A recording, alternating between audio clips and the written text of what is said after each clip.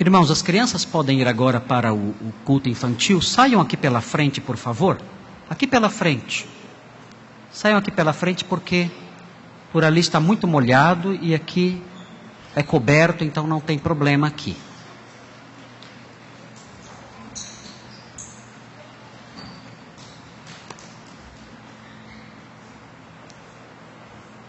Irmãos, vamos dar sequência à exposição do texto que iniciamos há alguns domingos. Os irmãos já leram aí comigo, segundo aos Coríntios 5. Abram o texto novamente, segundo aos Coríntios 5, versículos 1 a 10. Nós já fizemos a exposição de grande parte desse texto. Vamos dar sequência, mas não vamos terminar o texto hoje, porque não dá tempo de terminar.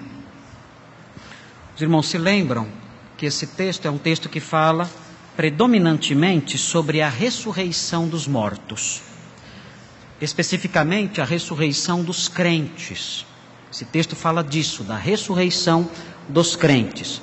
Os irmãos não devem se deixar enganar pelas figuras de linguagem que o apóstolo Paulo usa. O apóstolo Paulo usa algumas imagens aqui decorrentes da sua profissão. Ele era um fazedor de tendas da Cilícia. O apóstolo Paulo nasceu na Cilícia, em Tarso, e ele era um fazedor de tendas. Então ele usa algumas figuras de linguagem, algumas imagens ele usa, que ele extrai do seu contexto profissional, do seu contexto como fazedor de tendas. E isso pode nos confundir um pouquinho na compreensão do texto. Então, para que os irmãos se lembrem do que já foi dito, o apóstolo Paulo, quando diz no versículo 1, preste atenção, veja aí na sua Bíblia. Eu estou com uma tradução diferente hoje porque eu esqueci a minha Bíblia revista e atualizada em casa em Atibaia. Então eu estou com uma outra revista atualizada aqui, mas é uma revista e atualizada diferente, essa que eu tenho aqui. Não, na verdade, essa que eu tenho aqui é a nova versão internacional, a que eu tenho aqui. Então eu não estou com a mesma versão que eu usei nas outras pregações. Mas eu vou explicando o texto, fazendo alusões ao texto grego, então os irmãos vão poder acompanhar também, mesmo que eu leia numa versão diferente. Mas o texto diz: sabemos que se for destruída a temporária habitação terrena, o texto fala nossa casa terrestre, deste tabernáculo. Nós podemos pensar que o apóstolo Paulo está falando da nossa casa aqui, em comparação com a nossa casa nos céus, porque Jesus disse, na casa de meu pai há muitas moradas, ou o certo seria traduzir esse versículo como, na casa de meu pai, é uma casa só, há muitos cômodos.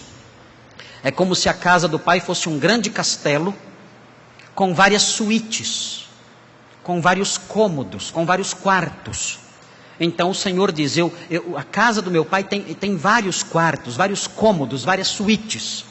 E eu vou preparar um lugar, vou preparar um quarto para vocês nessa casa. O Senhor Jesus disse isso. E pode acontecer de nós que conhecemos a Escritura, que temos familiaridade com os textos bíblicos, pode acontecer de nós associarmos esse texto com essa palavra de Jesus em João 14. Mas na verdade, esse texto, quando fala da casa, não está falando da nossa habitação, da nossa casa aqui. O texto está falando do nosso corpo. O nosso corpo aqui é chamado por Paulo de uma habitação terrena. E é chamado também de um tabernáculo, de uma tenda. Por quê? Porque o apóstolo Paulo era um fazedor de tendas e ele busca na sua profissão, então, uma figura para poder ensinar aquilo que ele quer. E ele também se refere ao nosso corpo como um tabernáculo, porque o tabernáculo é uma habitação temporária, que logo é desmontada e levada para outro lugar. Então, por causa disso, o apóstolo Paulo chama o nosso corpo de tabernáculo. Se você pensa que o corpo que você tem é definitivo e investe muito nele, botox, e outras coisas aí que existem, tanta coisa assim, e academias gastando muito dinheiro com isso, não invista tanto assim na sua tenda, porque é uma tenda, é um tabernáculo, não é uma casa de tijolos, não é um edifício, é uma tenda. Claro, cuide dessa tenda, claro, tem que cuidar um pouquinho pelo menos dessa tenda, mas não faça disso o centro da sua vida, porque esse tabernáculo em que você vive agora, essa tenda em que você vive agora, é temporária, ela vai passar, ela vai se desfazer, o texto diz. E ele prossegue dizendo, temos da parte de Deus um edifício, aqui é o nosso corpo ressurreto, uma casa eterna, nos céus. Nós já dissemos aqui que essa casa eterna nos céus, isso aqui se refere a algo ligado à qualidade, não a local. A gramática grega permite que uma construção como essa, um dativo como esse, um nos céus, seja entendido de maneira qualitativa e não locativa. Então o que ele está dizendo é que nós teremos um corpo celeste, ou seja, um corpo que se ajustará a realidade celeste. Um corpo diferente do terreno. O corpo da ressurreição é um corpo que poderá viver na terra. O corpo de Jesus andou aqui. O Senhor andou aqui com seu corpo ressurreto. O Senhor comeu aqui com seu corpo ressurreto. Mas o Senhor Jesus, com esse corpo ressurreto, subiu aos céus. E nós teremos um corpo semelhante a ele, um corpo que se ajusta à realidade celestial. Daí o fato dele falar que nós temos uma casa eterna, um corpo nos céus. Eu já expliquei isso para os irmãos, já 3 vezes eu acho, nessa série. Não construída por mãos humanas. E o texto diz, na sequência, enquanto isso gememos, desejando ser revestidos da nossa habitação celestial, porque estando vestidos não seremos encontrados nus. O apóstolo Paulo aqui, ele faz o que ele sempre faz em suas cartas, ele dá uma alfinetada nas seitas. Como ele faz isso? As seitas diziam o seguinte, olha, o nosso sonho, isso na visão helenista, uma visão que perdura ainda hoje. Essa visão helenista perdura ainda hoje. Na visão helenista, da filosofia grega da época, que ainda tem alguns elementos vivos na nossa concepção religiosa hoje, nessa visão o corpo é algo mau e a alma está presa ao corpo. O corpo é a prisão da alma. E a alma não consegue ser feliz enquanto está presa ao corpo, porque o corpo é mau, na visão helenista. E na visão das seitas gnósticas que estavam se formando naquela época. Então o apóstolo Paulo diz o seguinte, olha, na verdade, as pessoas que estão dizendo isso, elas estão gemendo, desejando se libertar do corpo. Esse era o anseio dessas seitas de conotação helenista. Paulo fala, nós gememos também. Nós os cristãos gememos também. Mas o nosso gemido não é porque nós queremos ser despidos do corpo físico. Não é isso. E aqui ele muda de figura. Antes o corpo era uma casa, um tabernáculo. Agora o corpo é uma roupa. Ele mudou. Porque o fazedor de tendas fazia roupas também. Então ele está pensando nas figuras decorrentes da sua profissão. Então ele fala, olha, não é para ficarmos nus que nós gememos. Como as seitas gnósticas que estão se formando, como a filosofia helenista que nos rodeia, que permeia aí a cultura que permeava a cultura do primeiro século do mundo inteiro, pensava, temos que nos libertar da matéria para sermos felizes, e gemiam, anelando por isso. Existiam seitas posteriores, o maniqueísmo, na época de Santo Agostinho, ele dizia o seguinte, olha, quando você corta uma laranja, você realiza um ato de bondade, de benignidade, de misericórdia, porque você liberta o espírito que está preso na laranja. Aquele espírito fica livre do corpo da laranja. Então, são benfeitores os que fazem muito suco de laranja, são benfeitores que vão liberando espíritos para lá e para cá. Essa era a visão helenista, essa era a visão das seitas. Isso 4 séculos depois ainda existiam essas ideias, ainda existem ainda hoje, claro. O espiritismo anela se libertar do ciclo da matéria, do ciclo de sucessivas encarnações. O espiritismo traz essa concepção de que a matéria é ruim e a nossa felicidade está na libertação dela. O apóstolo Paulo fala, nós não gememos porque queremos nos libertar da matéria, nos libertar dos nossos corpos. Não, nós não gememos porque queremos ficar nus, sem corpo. Não, nós gememos querendo receber um corpo transformado. Nós queremos que esse corpo que é mortal seja revestido de incorruptibilidade. Nós não queremos ficar nus, ele diz. Nós queremos ser revestidos com um corpo marcado predominância, pelo domínio da vida. Um corpo que não se deteriora, um corpo que não apodrece, um corpo que não morre.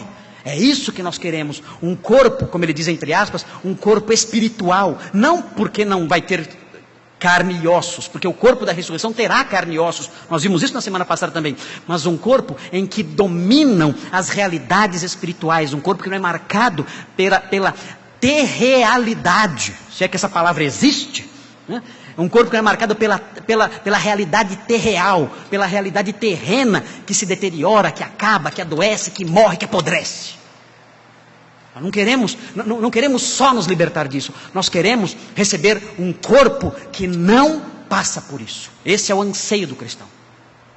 Eu não devo desejar morrer, ir para o céu, não é só isso. Eu devo desejar morrer, ir para o céu e ressuscitar. Eu tenho que anelar por esse dia. Eu quero um dia que meu corpo se levante da sepultura. E isso vai acontecer, de acordo com o ensino do apóstolo Paulo nesse texto, e em 1 Coríntios 15, que é o texto clássico sobre a ressurreição. Então é por isso que eu já disse para os irmãos, na minha lápide, é para escrever, volto logo. Não é para escrever, bom pai, pastor exemplar, nada disso, é tudo mentira. É para escrever, volto logo. É isso que é para escrever na minha lápide, está avisado já. Eu quase morri há 2 meses atrás aí, né? E já estava pronto já a lápide já, né? É para escrever isso na lápide, volto logo. Em relação ao corpo, claro, que eu vou me levantar daquela sepultura. Spurgeon contava a história de um túmulo que ele viu, em que estava escrito assim, no túmulo, Fred! Era um grito, chamando o nome do morto. Então você lia lá no túmulo, na lápide, Fred! E embaixo estava escrito assim, sim. Ou seja, um dia ele vai ouvir o chamado. E ele o Fred vai se levantar, sim, pois não? O corpo dele vai se levantar da sepultura. E Spurgeon contava essa história. E você pode colocar na sua lápide o seu nome e o sim embaixo também. Porque o Senhor vai chamar você um dia para revestir o seu corpo mortal de vida. E o texto prossegue, então, o apóstolo Paulo dando essas alfinetadas aí nos gnósticos ou nos gnósticos embrionários da sua época, que o gnosticismo só se desenvolveu mais no século II, século I ainda era uma seita incipiente, ou pelo menos a filosofia deles era incipiente. Aí o texto prossegue, pois enquanto nesta casa gememos e nos angustiamos, versículo 4, porque não queremos ser despidos, não era o caso dele, de Paulo, dos cristãos, não era semelhante ao caso dos gnósticos, dos protognósticos, mas revestidos da nossa habitação celestial. Aqui ele volta para a figura da casa, do tabernáculo, para que aquilo que é mortal seja absorvido pela vida, o nosso corpo sendo totalmente dominado pela vitalidade de Deus. E aí no versículo 5, que vimos na semana passada, foi Deus quem nos preparou para esse propósito, Ele nos deu uma garantia disso, nos preparou para isso, nos equipou para isso. Uma tradução boa seria essa, Deus nos equipou para isso como? Dando-nos o penhor do Espírito, ou seja, Ele nos deu o Espírito Santo, e dando-nos o Espírito Santo, Ele nos deu uma garantia, um penhor de que isso vai acontecer conosco. Como é que eu sei que eu vou ressuscitar? Eu tenho o Espírito Santo. O Espírito Santo, nós dissemos na semana passada, o Espírito Santo trabalhou no meu exoantropos. Lembram disso semana passada? O homem interior. O Espírito Santo começou a atuar no meu exoantropos, no meu homem interior, que vai se renovando dia após dia. E um dia o Espírito Santo vai atuar também, ele começou a obra no meu exoantropos, no meu homem interior, ele vai trabalhar no meu exoantropos, no homem exterior.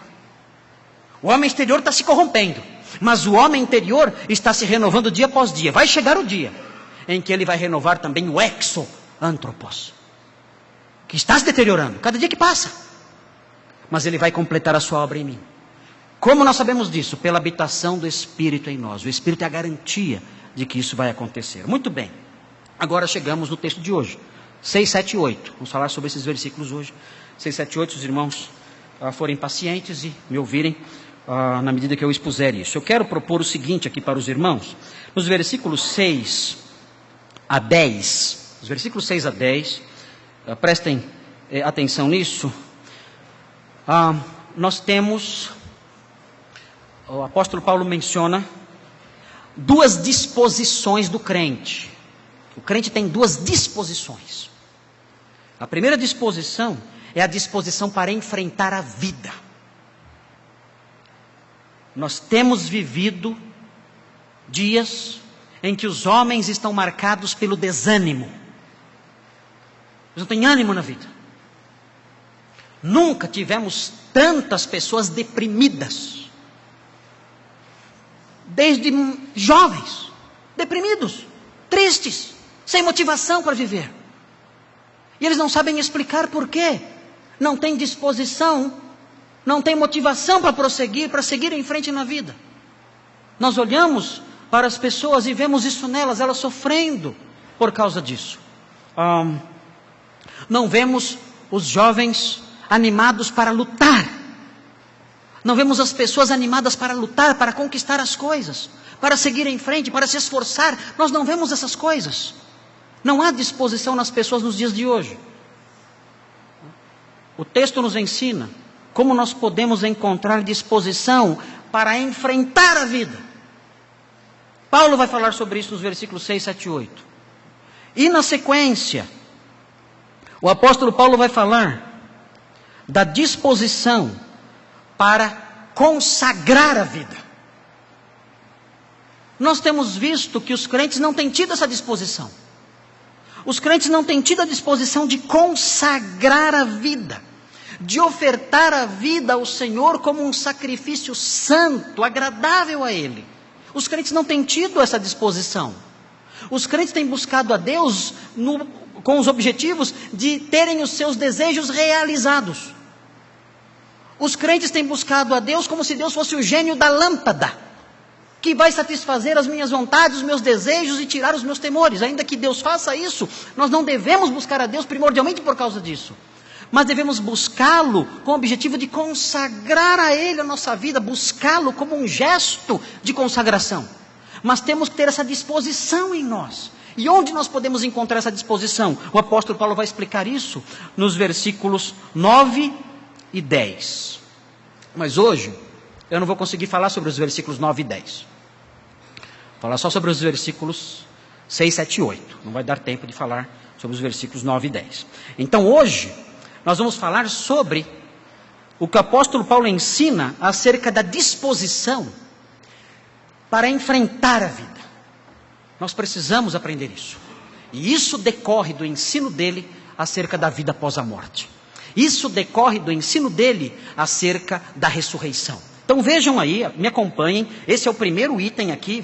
Hoje o sermão tem um ponto só. Tem 2 pontos, mas não vai dar para pregar os 2. Pregar só um ponto do sermão tem 2 pontos. Ok? E esse primeiro ponto, no qual nós vamos ficar hoje, diz isso. Fala sobre a disposição para enfrentar a vida. Vejam então no versículo 6. Paulo diz assim: portanto, por que ele fala portanto? Os irmãos já estão acostumados com isso, não estão? Sempre que o pastor lê portanto, ele para. Sempre que eu leio portanto, eu paro. Por que eu paro de pregar sempre que eu leio a palavra portanto? Por quê? Vocês já devem saber por que eu faço isso. Eu faço isso, os irmãos já se acostumaram, eu faço isso só aqui há 19 anos eu faço isso. Eu nunca falei um portanto aqui na igreja sem parar a leitura. Nunca. Sempre que eu leio portanto, eu paro para explicar o portanto. Por quê? Mais uma vez, porque o portanto aponta para o desfecho de um pensamento. Se alguém diz portanto, é porque ele disse alguma coisa antes. Então o que ele vai dizer agora, depois do portanto, se relaciona com o que ele disse antes. Então eu não posso entender o versículo 6 se eu não entender o que ele disse antes. Ele diz, portanto, relaciona-se com o que foi dito anteriormente. Isso se relaciona com a certeza que ele tinha de que ele habitaria num corpo transformado. É a isso que diz respeito, portanto, ele fala, eu sei que eu vou habitar num corpo transformado, sei que a minha casa será indestrutível, uma casa imortal, eterna. Que mais? O que mais? A que mais se relaciona esse portanto? Esse portanto se relaciona à garantia que ele tinha do Espírito Santo que habitava nele, a garantia de que ele ressuscitaria um dia. Tendo isso em mente, sabendo que ele iria habitar num corpo transformado, e sabendo que ele tinha o Espírito Santo habitando nele, que dava essa garantia a ele, sabendo disso ele diz, portanto, ou consequentemente, ou logo, e aí vem o que ele vai dizer a seguir. Agora eu posso entender o versículo que vem. Agora eu posso entender o versículo 6. Portanto, temos sempre confiança. Por isso, nós não desanimamos. Por isso, nós sempre estamos confiantes. Sempre prosseguimos. Sempre temos ânimo. Sempre temos ousadia para seguir em frente. E aqui então o apóstolo Paulo já introduz a questão da disposição para enfrentar a vida. Quando ele diz, portanto, temos sempre. Sabe qual é a expressão correta aqui? Ele diz, portanto, em tudo nós temos confiança.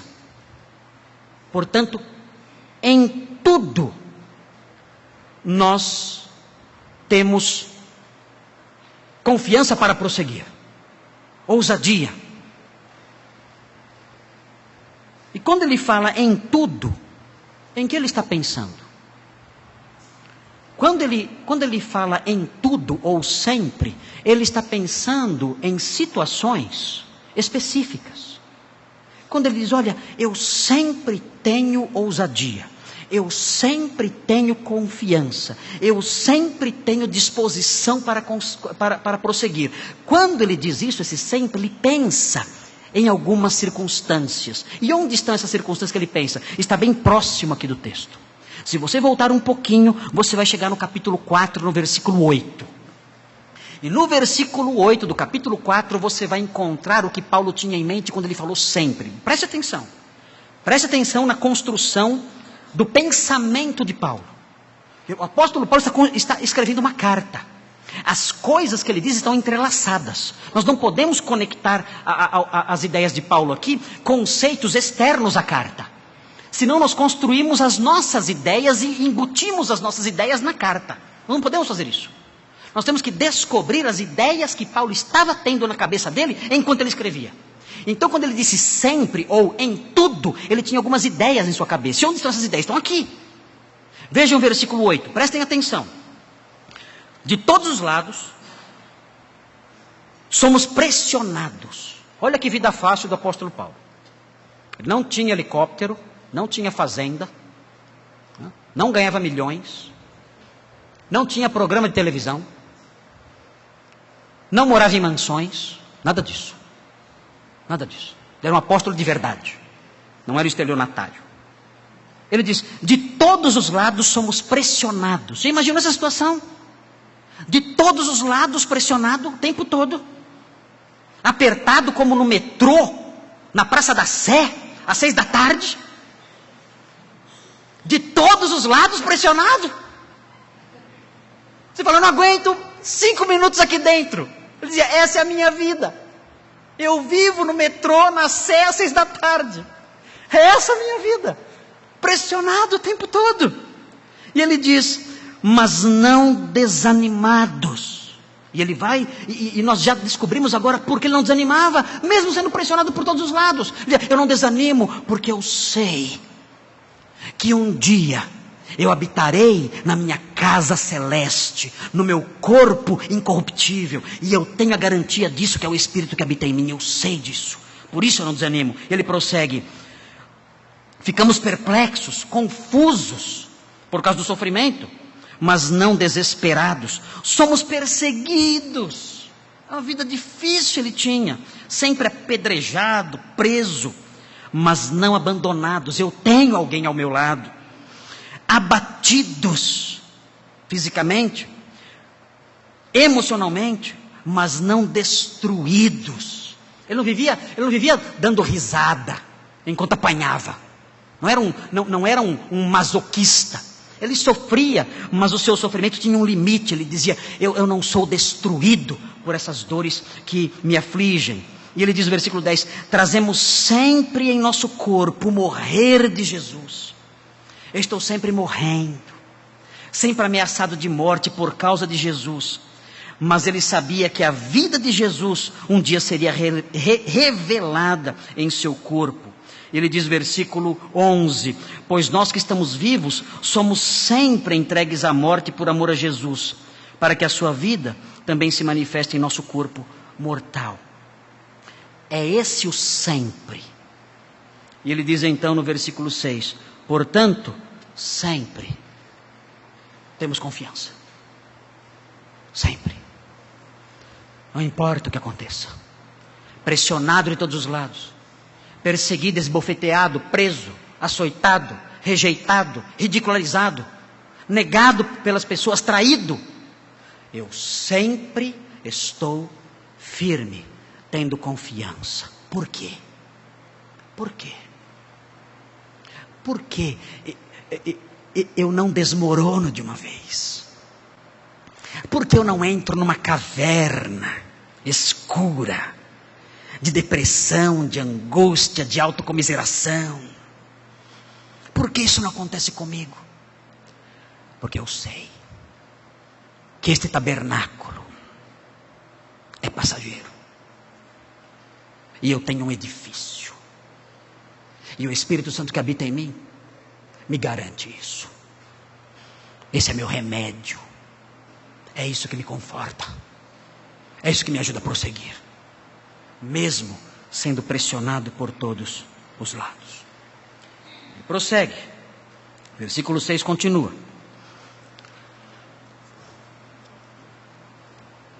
Ele diz, e sabemos que, enquanto estamos no corpo, estamos longe do Senhor. O apóstolo Paulo aqui usa duas expressões que são traduzidas em algumas Bíblias como estar presente e estar ausente. Isso aparece em algumas traduções aí. Está correto. Estar presente e estar ausente. Aqui na NVI, eles traduziram enquanto estamos no corpo. E prossegue dizendo estamos longe do Senhor. Mas é possível dizer enquanto estamos presentes aqui neste corpo, estamos ausentes do Senhor. E ele vai repetir essa mesma linguagem depois no versículo 8. No versículo 8 isso aparece mais uma vez essa linguagem. Por que essa linguagem é importante? Essa linguagem é importante porque quando o apóstolo Paulo usa essas expressões, presente e ausente, ele usa expressões que são relacionadas ao contexto de fixação num país. Ele diz, olha, eu estou presente, eu estou morando, eu estou fixado, eu estou estabelecido em minha residência aqui nesse corpo. É isso que ele diz quando fala presente. É a ideia de alguém que está morando, de alguém que fixou moradia aqui.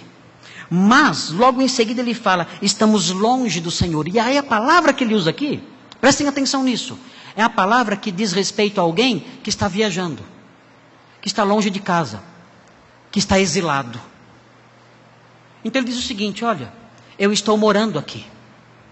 Mas na verdade, eu estou morando aqui como alguém exilado, como um estrangeiro. Porque a minha pátria não é aqui, eu estou longe da minha pátria. Eu estou longe do meu país. O meu lugar é com o Senhor, não é aqui. Aqui eu estou apenas caminhando, andando, morando numa tenda. Eu sou um peregrino. Eu sou um peregrino. Eu não tenho aqui minha residência fixa. Estou morando aqui, é verdade. Estou presente aqui, é verdade, nesta tenda. Mas, na verdade, eu sou um exilado. Eu sou um estrangeiro. Eu estou ausente da minha verdadeira pátria. Estou ausente do meu verdadeiro reino. O meu verdadeiro reino é com o Senhor. Ele diz. E ele tem confiança. Ele não desanima, porque ele sabe, o pensamento aqui no versículo 6 vai ser interrompido agora. E só vai continuar no versículo 8. Ele não terminou o pensamento no versículo 6. O versículo 6 é um versículo incompleto. Não está terminado o pensamento do versículo 6. Ele só diz a realidade que ele está vivendo agora. Ele não completa o pensamento. Já vou explicar por que ele não completa o pensamento e vai completar depois. Mas ele não completa o pensamento e diz apenas isso: olha, agora a realidade é essa. Eu vivo aqui, mas eu vivo aqui como um estrangeiro, porque minha pátria é em outro lugar. Eu não desanimo, ele vai dizer depois, eu não desanimo porque eu sei que um dia eu não vou mais estar presente aqui. Eu vou estar na minha verdadeira pátria, com o Senhor. Essa é a razão pela qual eu não desanimo. Eu prossigo, eu continuo. Muito bem. O que vem a seguir, aqui no nosso texto, no versículo 7,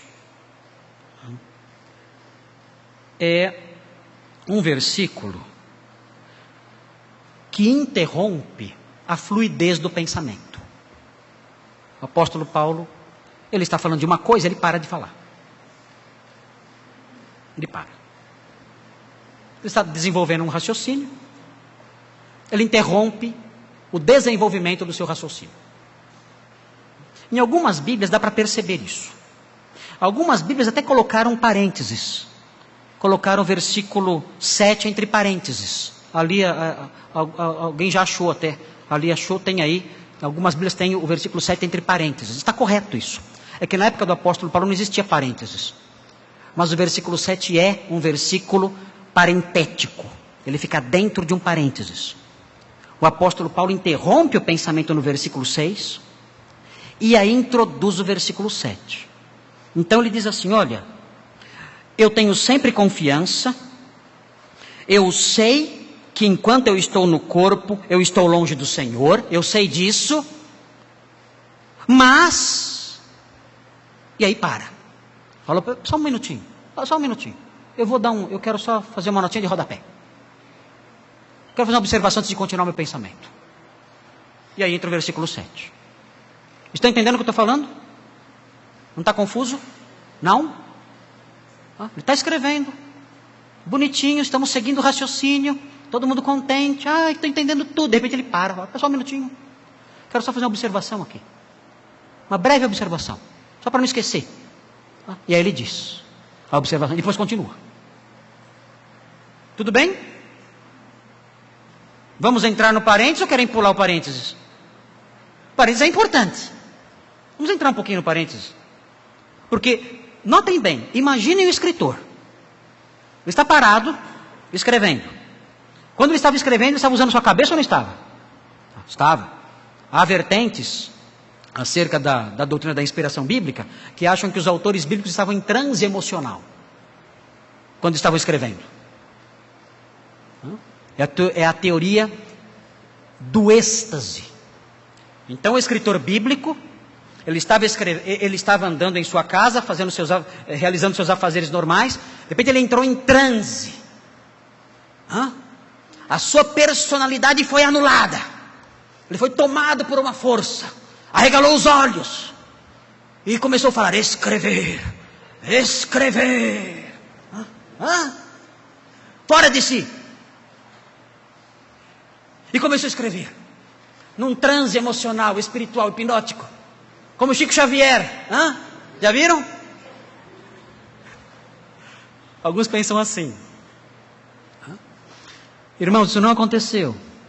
O apóstolo Paulo, enquanto escrevia suas epístolas, ele estava de plena posse de suas faculdades. Ele usava memória, ele fazia saudações. Às vezes ele escrevia algo, esquecia, aí voltava de novo lá atrás e completava. Nós vemos várias evidências disso nos escritos de Paulo. E aqui é o que está acontecendo. O apóstolo Paulo está desenvolvendo o seu pensamento. De repente ele para e fala assim: opa, peraí. Acho bom eu fazer um lembretinho aqui. Como na época não tinha nota de rodapé, e como na época não tinha parênteses, ele já insere direto no texto. Mas é uma interrupção, um tanto abrupta, do pensamento. Algo que lhe veio à mente, enquanto ele escrevia. E que ele insere aqui no texto. E o que ele insere aqui no texto, ele diz: nós vivemos por fé, e não pelo que vemos. Ele pensou isso na hora.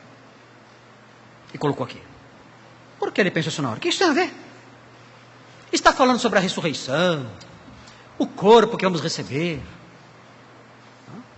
Está falando sobre o penhor do Espírito, a confiança que nós temos, o ânimo para prosseguir em qualquer situação.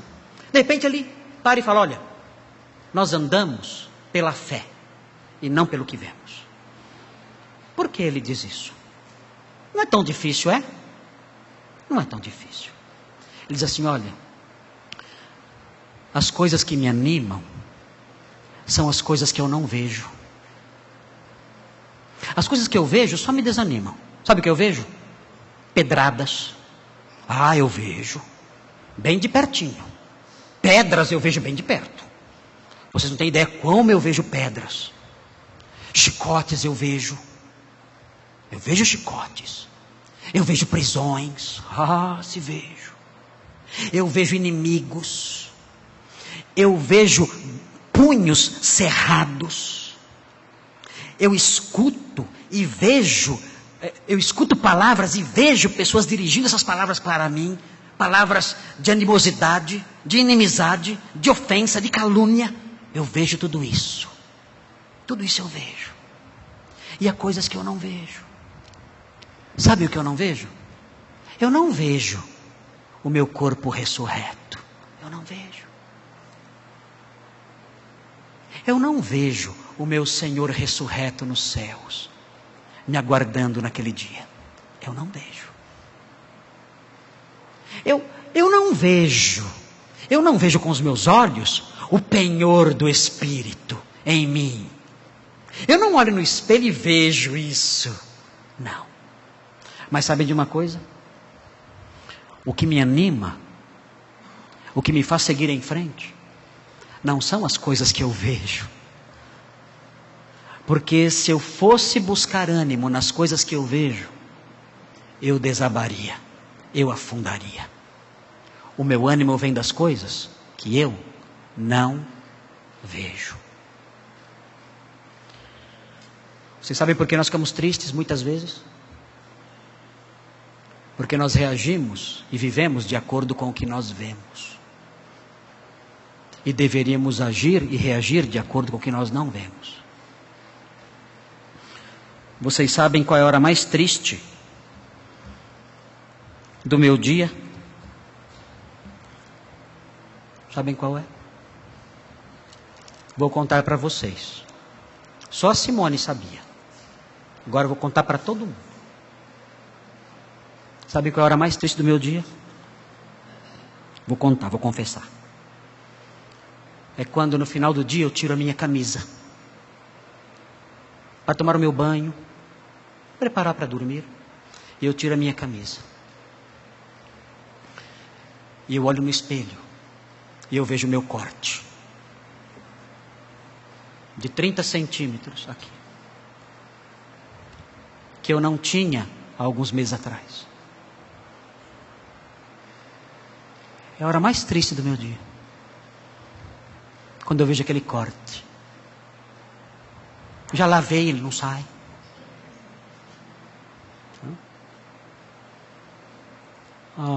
Já pensei até em fazer plástica.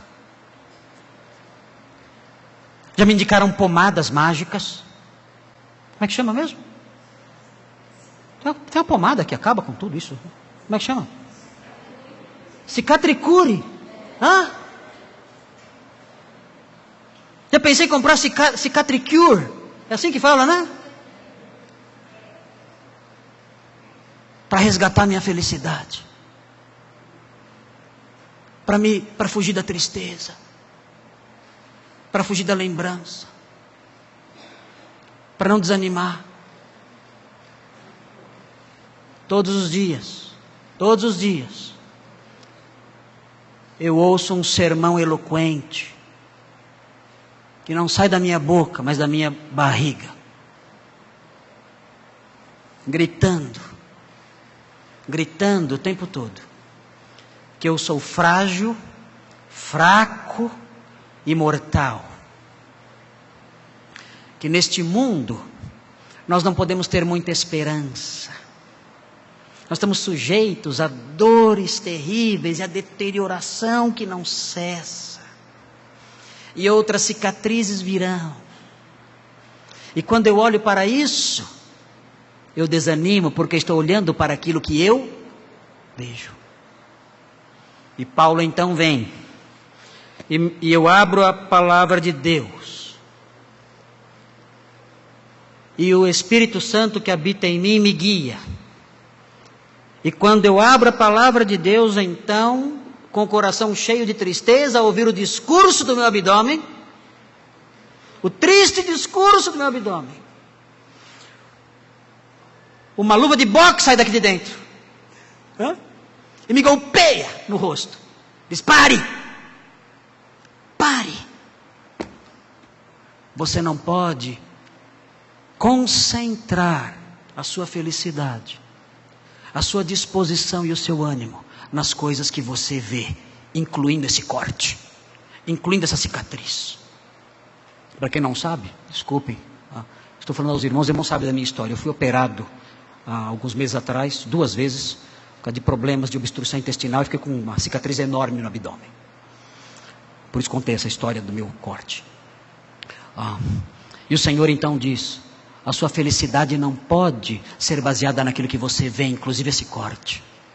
A sua felicidade tem que estar baseada naquilo que você não vê, num corpo que um dia você receberá sem cortes, num corpo ressurreto, que durará para sempre.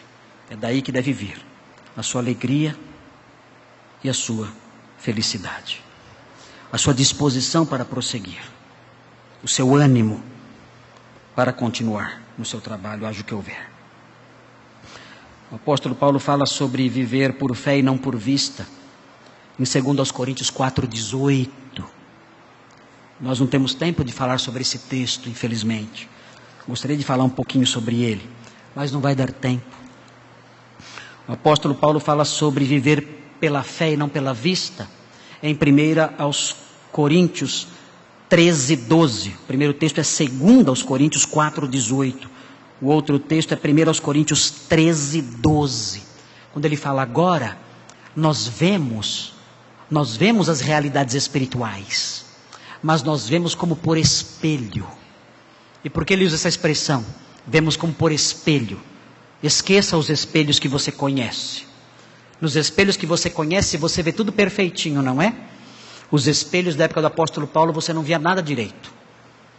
Eram espelhos feitos de bronze polido. Pegava uma chapa de bronze, polia bastante, o máximo que podia, e olhava. Como é que você vê a sua imagem num espelho assim? Dá para ver alguma coisa certinho? Você vê tudo distorcido. Eu já vi um espelho assim, quando eu visitei Corinto, na Grécia, há vários anos atrás. No Museu de Corinto tem um espelho corintiano, todo deturpado, corintiano mesmo, feio, velho, deteriorado. Você olha aquele espelho e você só vê uma imagem totalmente distorcida nele. Esse era o espelho de Paulo. Agora nós vemos como por um espelho, tudo distorcido. A nossa fé é assim. Nós cremos vendo realidades que nós não entendemos direito. Alguns irmãos perguntam para mim: pastor, com que idade eu vou aparecer na ressurreição? Eu não sei. Nós vemos como por espelho. Ai, pastor, será que vai ser com essa idade que eu estou morrendo agora? Irmã, não se preocupe. Será que vai ser com esse cabelo? Será que eu vou ser gordo lá? Será que eu vou ser baixinho? Irmão, eu não sei. Agora eu vejo como por espelho. Mas seja o que for, né? Nem um milagre vai resolver seu caso. Nem a ressurreição resolve seu problema. Alegre-se por ressuscitar e vá em frente. Mas eu não sei todas as respostas, porque nós vemos como por espelho. Não dá para ver tudo claramente agora. Não dá. Mas nós andamos por fé, não por vista. Romanos 8, 24 e 25. Fala sobre viver pela fé. Anexando a fé à esperança. Ele fala, na esperança nós fomos salvos. Quando nós cremos, a nossa crença, a nossa fé foi conectada à esperança. Mas uma esperança de coisas que nós não vemos. E a esperança que nós vemos não é esperança, diz o apóstolo Paulo. Porque ninguém espera aquilo que vê. E a beleza da nossa fé está na esperança. Em esperar algo que nós não vemos. É aí que está a grandeza da nossa fé. E o Espírito Santo, que habita em nós, nos estimula a esperarmos, mesmo sem vermos. Porque onde está o Espírito, não há somente liberdade. Onde há o Espírito, há também esperança. É por isso que a nossa fé é marcada por esperança. E então o apóstolo Paulo fecha o parênteses. Valeu a pena o parênteses. Apóstolo, manda mais parênteses. Eu gostei desse parênteses. É um parênteses instrutivo. É um parênteses educador. É um parênteses que nos estimula. E aí entra o versículo 8. Vamos correr, né? Vamos correr. O texto diz no versículo 8. Temos que correr. Temos, pois, na realidade, o que foi traduzido aqui como temos, pois, é como se Paulo dissesse o seguinte, como eu ia dizendo, ok? Como eu ia dizendo, ele está retomando o pensamento. Como eu ia dizendo, temos confiança, ou seja, nós prosseguimos na vida. Nós seguimos em frente sempre, em qualquer circunstância.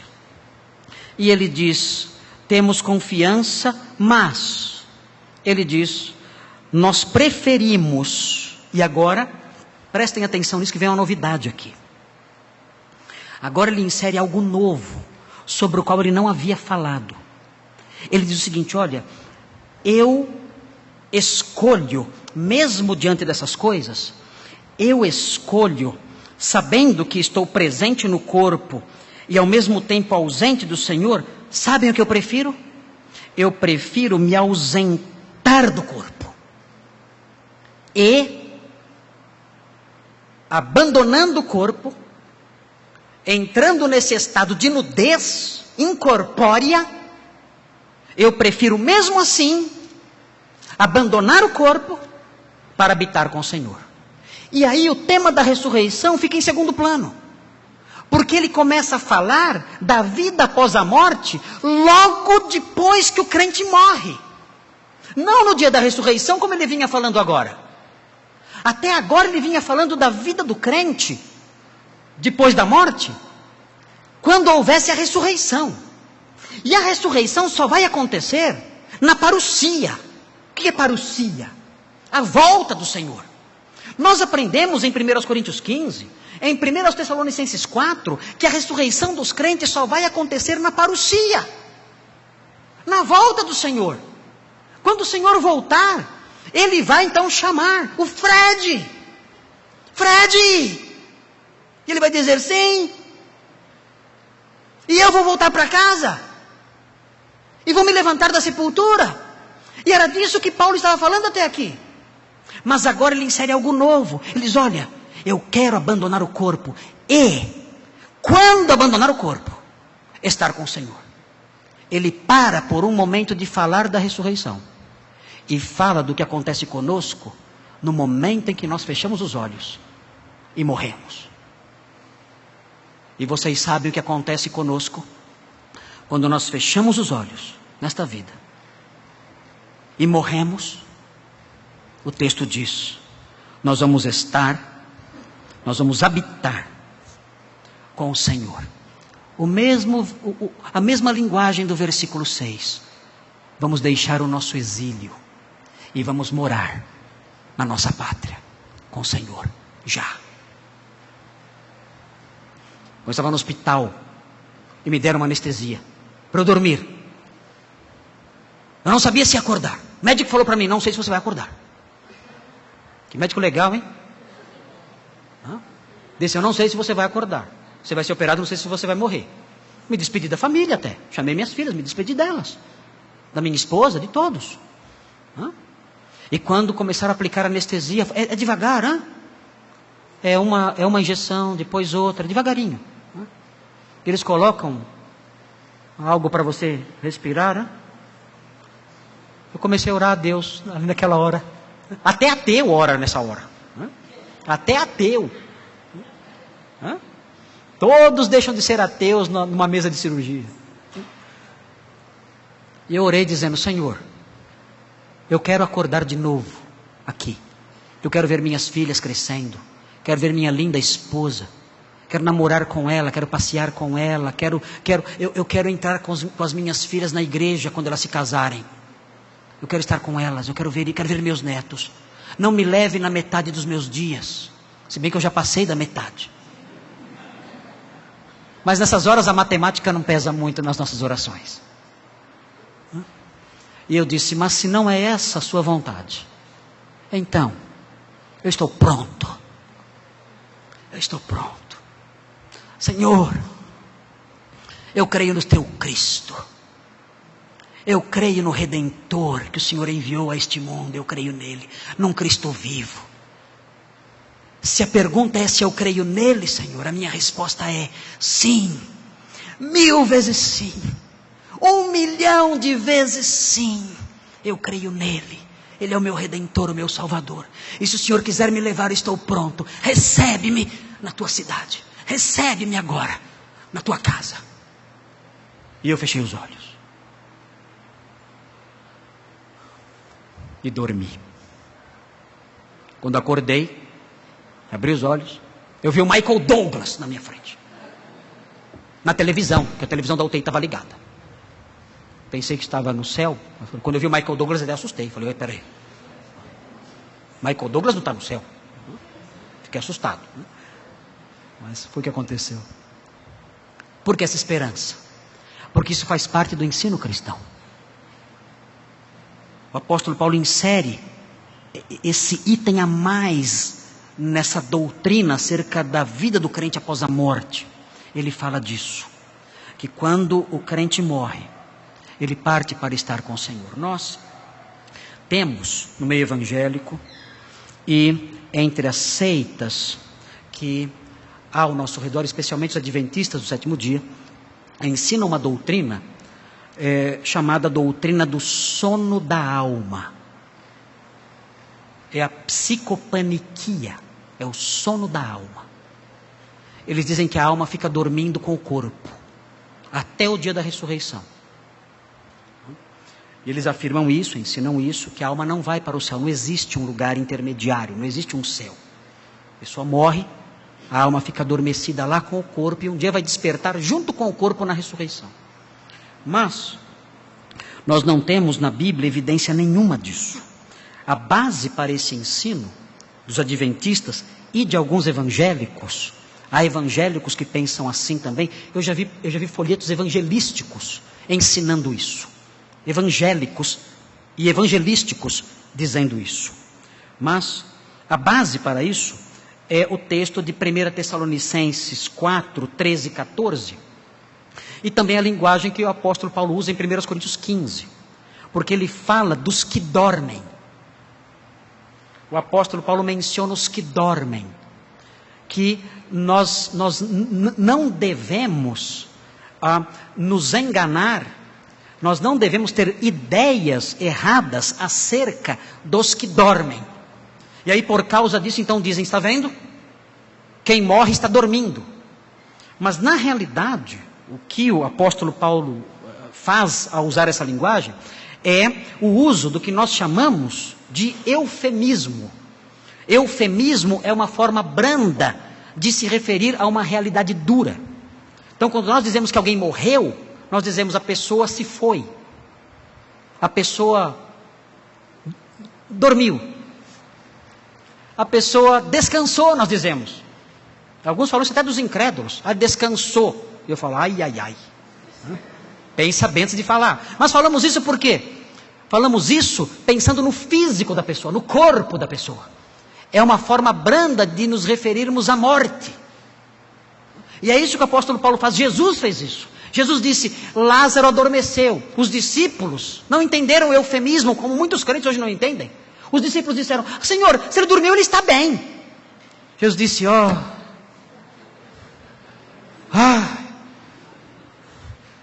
onde eu achei esses 12? Onde eu achei esses 12? São esses a quem eu vou confiar o sucesso da minha causa em todo o mundo, só com a ajuda do Espírito Santo mesmo. Porque nem eufemismo eles entendem. Aí ele disse claramente, Lázaro morreu. O senhor não explica. Eu vou bater neles. É um eufemismo. E da mesma forma os crentes de hoje entendem errado o eufemismo.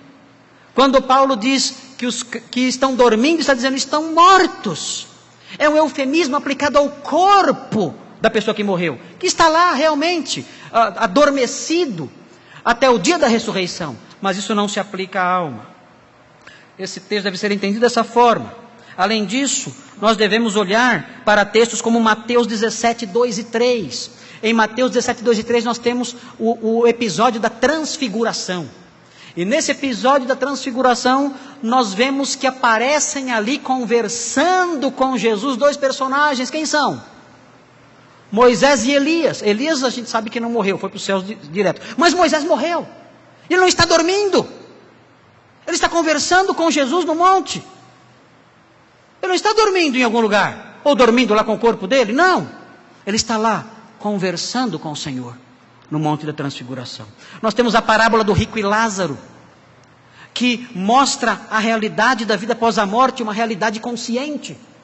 O mendigo Lázaro ali, no seio de Abraão, a expressão seio de Abraão, significa estar num banquete com Abraão.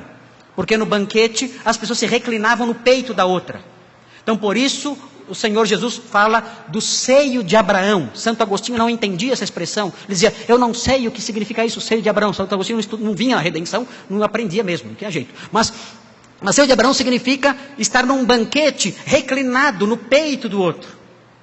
Por isso, Lázaro estava reclinado no peito de Abraão. Por quê? Porque ele estava num banquete, desperto, não estava no dormitório, estava na sala de jantar. Enquanto o rico estava em tormentos no Hades. Mas vidas conscientes, almas conscientes. Em Atos, no capítulo 7, Estevão, enquanto estava sendo apedrejado, ele olhou para o céu e viu o Senhor de pé. É uma figura fantástica essa, porque Jesus sempre aparece no céu sentado. Sempre, sempre. Sempre que olhamos para o Senhor no céu, sempre que o quadro do Senhor é pintado nos céus, à direita de Deus, Ele está sentado. Mas quando Estevão está morrendo, o Senhor não está sentado. O Senhor está de pé. E por que isso acontece? Porque o Senhor, como um grande anfitrião, Ele se levanta para receber o seu servo que está chegando. Estevão não iria dormir, entrar numa inconsciência até o dia da ressurreição. Estevão iria para o céu e o Senhor se levanta para recebê-lo. E Estevão, quando vê isso, quando vê o Senhor se levantar para recebê-lo, diz, Senhor, eu entrego ao Senhor meu espírito, recebe o meu espírito não ficará na sepultura adormecido, meu espírito está indo para o Senhor, recebe-o agora. E o Senhor de pé o recebe. Por isso que ele está de pé. Ele se levanta para, como um grande anfitrião, acolher o seu hóspede eterno em sua casa. O apóstolo Paulo em Filipenses 1, 23, abra sua Bíblia, bem depressa, nosso tempo é curto. Filipenses 1, 23, que pena que temos pouco tempo, como eu queria falar 3 horas. Ah, se eu pudesse falar como os puritanos. Os puritanos pregavam 9 horas. Por isso que eu sou anacrônico, né? Eu nasci fora do tempo. Devia ter nascido no século 17. Filipenses 1, 23. Vejam, o apóstolo Paulo na iminência da morte. Ele diz, se bem que ele achava que estava na iminência da morte, talvez um pouco, mas não era o caso. Estou pressionado dos dois lados, desejo partir e estar com Cristo, o que é muito melhor. Ele não queria se deitar na sepultura e dormir. Ele queria partir e estar com Cristo. Esse era o seu desejo. Texto de Apocalipse 6, de 9 a 11, fala das almas debaixo do altar. E as almas ali debaixo do altar, as almas que foram mortas por causa do testemunho que deram, elas estão ali diante do altar conversando com o Senhor. Apocalipse 6, 9 a 11, não dá tempo de nós falarmos sobre esse texto agora. Em Lucas 23, 42 e 43, nós temos o famoso episódio do ladrão pregado ao lado de Jesus na cruz. E o ladrão, então, diz, Senhor, lembra-te de mim. E aí há uma variante textual. Algumas traduções dizem, quando entrares no teu reino. Outras traduções dizem, quando vieres no teu reino. É diferente. Lembra-te de mim quando entrares no teu reino. Ou, lembra-te de mim no futuro, quando vieres no teu reino. Qual é a melhor tradução? Quando entrares no teu reino, ou quando vieres no teu reino? Alguns manuscritos, manuscrito P75, manuscrito B, manuscrito L, entre outros, adotam a expressão quando entrares no teu reino. Mas o Códice de Beza, entre outros manuscritos, diz quando vieres no teu reino. O ladrão pensou lá na frente. Senhor, lá no futuro, quando o Senhor vier, o Senhor que é o Messias, quando o Senhor voltar, quando o Senhor vier e inaugurar o seu reino, naquele dia, lembra-te de mim. Lá no futuro, no fim dos tempos, na parousia, na tua volta, na inauguração do teu reino terreno, na inauguração do teu reino milenar, na inauguração do teu reino eterno, lembra-te de mim quando vieres no teu reino. E Jesus então diz o seguinte para ele, eu tenho uma surpresa para você. Eu tenho uma doce surpresa para você.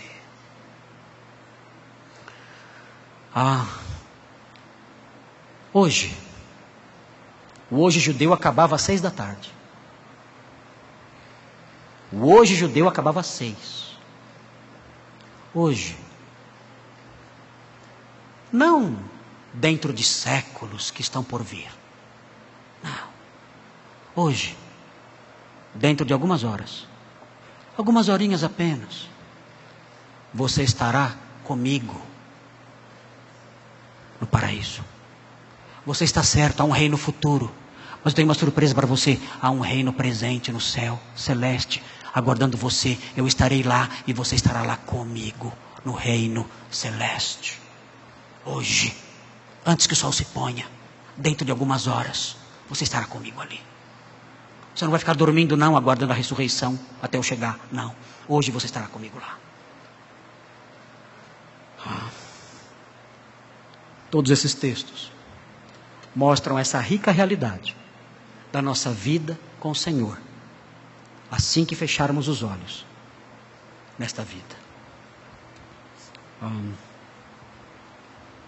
A diferença, fiz uma observação aqui, a diferença entre os crentes mortos e os vivos é que os crentes vivos estão em Cristo e os mortos estão em Cristo e com Cristo. Os vivos estão morando longe do Senhor em seus corpos. Os mortos estão morando longe dos corpos e junto ao Senhor, onde eles vão se igualar na ressurreição. Por isso, não desanimamos. Por isso, quando eu olho no espelho, eu posso olhar além do espelho, para o corpo da ressurreição, para a vida com o Senhor, e prosseguir. Eu posso enxugar as minhas lágrimas. Eu posso levantar a minha cabeça. Posso. Mesmo vendo cicatrizes, mesmo sentindo dores, todos os dias, eu posso me levantar, posso prosseguir, com ânimo, faceiro, com coragem, com a cabeça erguida, com a mente livre de nuvens escuras. Eu posso prosseguir, com coragem, porque Ele está vivo, e eu também viverei, não nesse tabernáculo que se desfaz, mas num tabernáculo que não se desfaz, tendo a garantia do Espírito que habita em mim, e sabendo que mesmo antes disso acontecer, eu estarei com Ele para sempre. Assim como aquele ladrão, naquele mesmo dia, eu, naquele mesmo meu dia, estarei com Ele também. Talvez antes do sol se pôr. Vamos orar.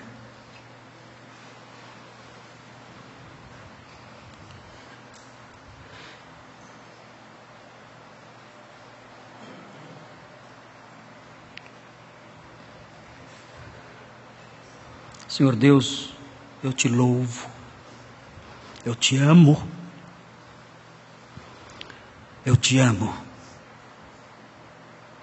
de todo o meu coração, eu te amo,